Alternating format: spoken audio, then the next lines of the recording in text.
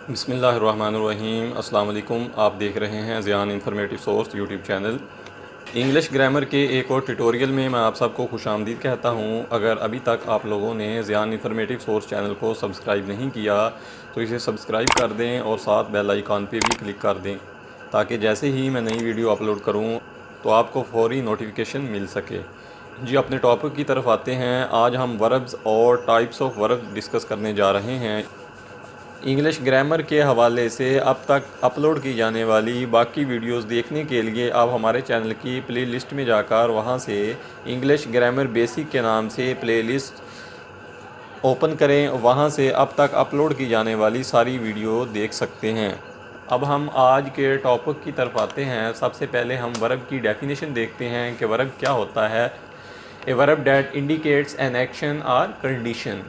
A verb is the part of sentence that tells us what the subject perform। verb या काम physically action को show करता है कि verb या काम हमारे एक्शन को शो करता है। वो फिज़िकली भी हो सकता है, मेंटली भी हो सकता है। सेंटेंस में सब्जेक्ट के एक्शन का पता हमें verb से चलता है, इसलिए वर्ब सेंटेंस का एक लाजमी जुज़ होता है। इसके बगैर कोई भी सेंटेंस मुकम्मल नहीं हो सकता।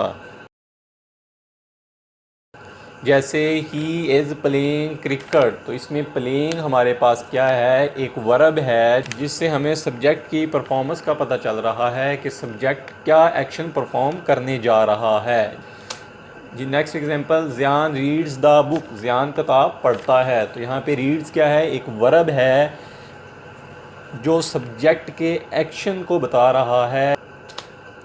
नेक्स्ट, वर्ब की टाइप्स डिस्कस करने से पहले वर्ब की फॉर्म देख लेते हैं। वर्ब की बेसिक 4 फॉर्म्स हैं, जिसमें पहली फॉर्म बेसिक फॉर्म जिसे हम मेन वर्ब भी कहते हैं, सेकंड है past tense, third one past participle और आखिर में है प्रेजेंट पार्टिसिपल। इनकी एग्जांपल देखते हैं। जैसे बेस फॉर्म में वर्ब की पहली फॉर्म इस्तेमाल होती है जैसे accept, walk, speak, do. Past tense में वर्ब की सेकंड फॉर्म इस्तेमाल होती है जैसे एक्सेप्टेड, वॉक्ड, स्पीक से स्पोक, डू से डिड। पास्ट पार्टिसिपल में वर्ब की थर्ड फॉर्म इस्तेमाल होती है जैसे एक्सेप्ट से एक्सेप्टेड, वॉक, स्पीक की थर्ड फॉर्म स्पोकन, डू की थर्ड फॉर्म डन। उसके बाद है प्रेजेंट पार्टिसिपल।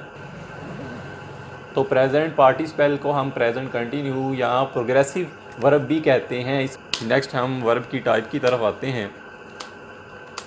वर्ब की पहली टाइप है एक्शन वर्ब। उसकी फर्दर आगे 2 टाइप्स हैं, ट्रांजिटिव वर्ब और इंट्रांजिटिव वर्ब। नेक्स्ट है regular verb, again irregular verb, helping verb, modal verbs, stative verb और लिंकिंग वर्ब। अब एक एक करके इनको डिस्क्राइब करते हैं। सबसे पहली वर्ब की फॉर्म है जी एक्शन वर्ब।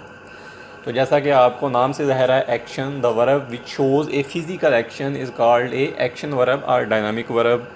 कि जिस वर्ब से या जिस काम से हमें सब्जेक्ट की परफॉर्मेंस का फ़िज़िकली पता चले या जिसमें सब्जेक्ट फ़िज़िकली कुछ परफॉर्म करे, उसे हम एक्शन वर्ब कहते हैं। जैसे एग्जांपल है, जैसे कि eat, walk, sleep, write, read, play, go, ये सारे क्या हैं, एक्शन वर्ब हैं। इनसे हमें सब्जेक्ट के एक्शन का पता चलता है। अब सेंटेंस में एग्जांपल देखते हैं जी। ज़ियान प्लेज क्रिकेट। तो यहाँ पे प्लेज हमारे पास क्या है, एक्शन वर्ब है जो सब्जेक्ट की परफॉर्मेंस बता रहा है कि सब्जेक्ट क्या एक्शन परफॉर्म करने जा रहा है। नेक्स्ट एग्जांपल है, Ziyan is going to school. Ziyan school जा रहा है। तो यहाँ पे ज़ियान गोइंग स्कूल जा रहा है, फिज़िकली परफॉर्म कर रहा है। आई रीड द बुक, मैं किताब पढ़ता हूँ। तो इसमें रीड क्या है, एक्शन वर्ब है, फिज़िकली सब्जेक्ट एक्शन परफॉर्म कर रहा है।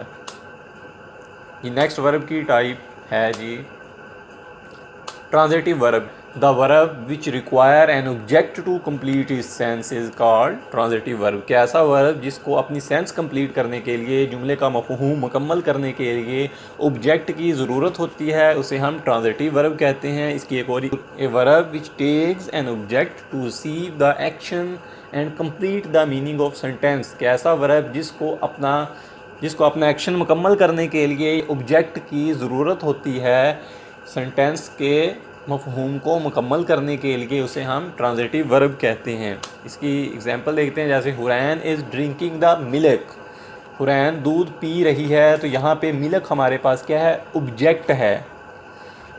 अगर मैं यहाँ से ऑब्जेक्ट को हटा देता हूँ, हुरैन इज़ ड्रिंकिंग के हुरैन पी रही है, तो इससे हमें कंफर्म नहीं था कि सब्जेक्ट हुरैन क्या पी रही है।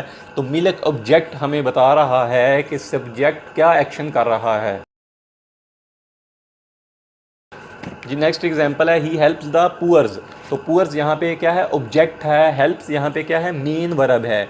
अगर यहाँ से मैं पुअर्स ऑब्जेक्ट को हटा देता हूँ, ही हेल्प्स सिर्फ लिखूँगा कि वो मदद करता है, सब्जेक्ट के एक्शन का मुकम्मल पता नहीं चलता। ही प्लेज हॉकी, तो यहाँ पे प्लेज क्या है, मेन वर्ब है, हॉकी क्या है, ऑब्जेक्ट है। अगर मैं यहाँ से हॉकी हटा देता हूँ, ही प्लेज लिखता हूँ कि वो खेलता है, तो इससे सेंटेंस के मीनिंग क्लियर नहीं होते। तो ट्रांजिटिव वर्ब में सेंटेंस को अपनी सेंस या अपना मतलब मुकम्मल करने के लिए ऑब्जेक्ट की ज़रूरत होती है। अगर ऑब्जेक्ट हम नहीं लगाएंगे ट्रांजिटिव वर्ब के साथ तो सेंटेंस मुकम्मल नहीं होगा। जैसे ही राइट्स ऑन नोटबुक, वो किताब पे लिखता है, यहाँ पे राइट्स मेन वर्ब है, नोटबुक हमारे पास क्या है, ऑब्जेक्ट है। नेक्स्ट हमारे पास टाइप है intransitive verb, the verb which does not requires an object to complete its sense, कि ऐसे वर्ब जिसमें ऑब्जेक्ट को अपनी परफॉर्मेंस मुकम्मल करने के लिए ऑब्जेक्ट की ज़रूरत नहीं होती। दूसरी इसकी डेफिनेशन देखते हैं, a sentence with an intransitive verb only has a subject and verb, कि ऐसा सेंटेंस में ट्रांजिटिव वर्ब को अपनी सेंस मुकम्मल करने के लिए सिर्फ सब्जेक्ट और वर्ब की ज़रूरत होती है। तो यहाँ पे सब्जेक्ट कोई भी पर्सन या थिंग हो सकती है जो अपना एक्शन परफॉर्म कर रही होती है। लिहाजा ट्रांजिटिव वर्ब में सब्जेक्ट को अपना एक्शन कंप्लीट करने के लिए ऑब्जेक्ट की ज़रूरत नहीं होती। इसकी एग्जांपल देखते हैं, जैसा कि चिल्ड्रंस आर क्राइंग, बच्चा रो रहा है। तो यहाँ पे क्राइंग हमारे पास क्या है, मेन वर्ब है। इसके बाद कोई भी ऑब्जेक्ट यूज़ नहीं हुआ, इसके बावजूद हमें सेंटेंस की समझ आ रही है कि बच्चा रो रहा है। जैसे ज़ियान इज़ स्लीपिंग, ज़ियान सो रहा है। तो नेक्स्ट हुरैन इज़ ईटिंग, तो यहाँ पे ईटिंग क्या है, इंट्रांजिटिव वर्ब है जो ऑब्जेक्ट के बगैर ही सब्जेक्ट की परफॉर्मेंस बता रहा है। नेक्स्ट हमारे पास है द डोर इज़ ओपन, दरवाज़ा खुला है। तो ओपन यहाँ पे क्या है, इंट्रांजिटिव वर्ब है। यहाँ पे ओपन के बाद कोई भी ऑब्जेक्ट नहीं है, इसके बावजूद सेंटेंस की सेंस का पता चल रहा है। नेक्स्ट हमारे पास है ज़ियान इज़ वॉकिंग, ज़ियान चल रहा है। तो यहाँ पे वॉकिंग क्या है, इंट्रांजिटिव वर्ब है जिसमें ऑब्जेक्ट का इस्तेमाल नहीं हुआ, इसके बावजूद सब्जेक्ट की परफॉर्मेंस का पता चल रहा है कि सब्जेक्ट क्या एक्शन परफॉर्म कर रहा है। जी नेक्स्ट हमारे पास एग्जांपल है जी रेगुलर वर्ब। इसकी प्रॉपर डेफिनेशन देखते हैं, regular verb never change the main verb itself. Regular verb ऐसे वर्ब होते हैं जो अपनी ओरिजिनल शेप को, जो अपने मेन वर्ब को तब्दील नहीं करते। सेकंड और थर्ड फॉर्म बनाने के लिए हमें ईडी या आईईडी का इजाफा करना पड़ता है। जैसे हमारे पास एग्जांपल है, फर्स्ट फॉर्म है हमारे पास वॉक, इसकी पास्ट फॉर्म है वॉक और पास्ट पार्टिसिपल भी walked. Second example worry, second form worried और थर्ड फॉर्म भी वरीड। नेक्स्ट हमारे पास वर्ब की टाइप है इर्रेगुलर वर्ब।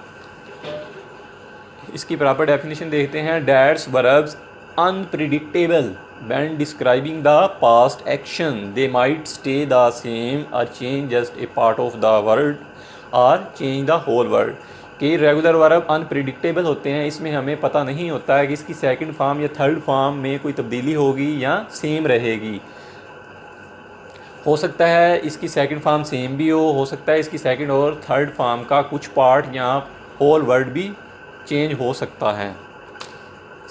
इसकी एग्जांपल देखते हैं, जैसे कट, इसकी सेकंड फॉर्म भी कट है और थर्ड फॉर्म भी कट है, तीनों फॉर्म एक जैसी हैं। उसके बाद है राइट, सेकंड फॉर्म रोट और थर्ड फॉर्म रिटन। इसमें वर्ब की तीनों फॉर्म मुख्तलिफ हैं जी। नेक्स्ट हमारे पास है हेल्पिंग वर्ब।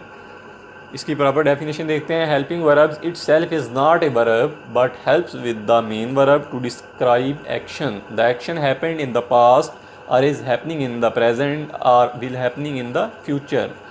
तो हेल्पिंग वर्ब जो कि बजाते खुद वर्ब तो नहीं होते लेकिन मेन वर्ब की हेल्प करते हैं, मेन वर्ब को डिस्क्राइब करने में हमें मदद फराहम करते हैं कि जो इवेंट हैपन हुआ है, जो एक्शन हैपन हुआ है, क्या वो पास्ट में हुआ है या फ्यूचर में हुआ है या प्रेजेंट में हुआ है। तो हेल्पिंग वर्ब हमें टाइम और प्लेस के बारे में बताते हैं कि वर्ब ने एक्शन कब परफॉर्म किया है। जैसे is, am, are, was, were, has, have, will, shall, do, does, did etcetera ये हेल्पिंग वर्ब की एग्जांपल हैं। आप सेंटेंस के हिसाब से इनकी एग्जांपल देखते हैं। जैसे the sun is rising in the east, कि सूरज मशरक़ से निकल रहा है, यहाँ पे प्रेजेंट टेंस को शो कर रहा है। यहाँ पे इज़ हेल्पिंग वर्ब है और राइजिंग हमारे पास मेन वर्ब है, तो is helping verb main verb के टाइम को शो कर रहा है। ये नेक्स्ट हमारे पास है ज़ियान वाज प्लेइंग क्रिकेट, ज़ियान क्रिकेट खेल रहा था। तो यहाँ पे प्लेइंग मेन वर्ब है और वाज हेल्पिंग वर्ब है जो हमें बता रहा है पास्ट टेंस के बारे में। नेक्स्ट हमारे पास एग्जांपल है ज़ियान विल प्ले क्रिकेट, के ज़ियान क्रिकेट खेलेगा। तो यहाँ पे विल हमारे पास हेल्पिंग वर्ब है, प्ले मेन वर्ब है। हेल्पिंग वर्ब हमें मेन वर्ब के एक्शन का टाइम बता रहा है कि ये एक्शन फ्यूचर में या आने वाले वक्त में परफॉर्म होगा।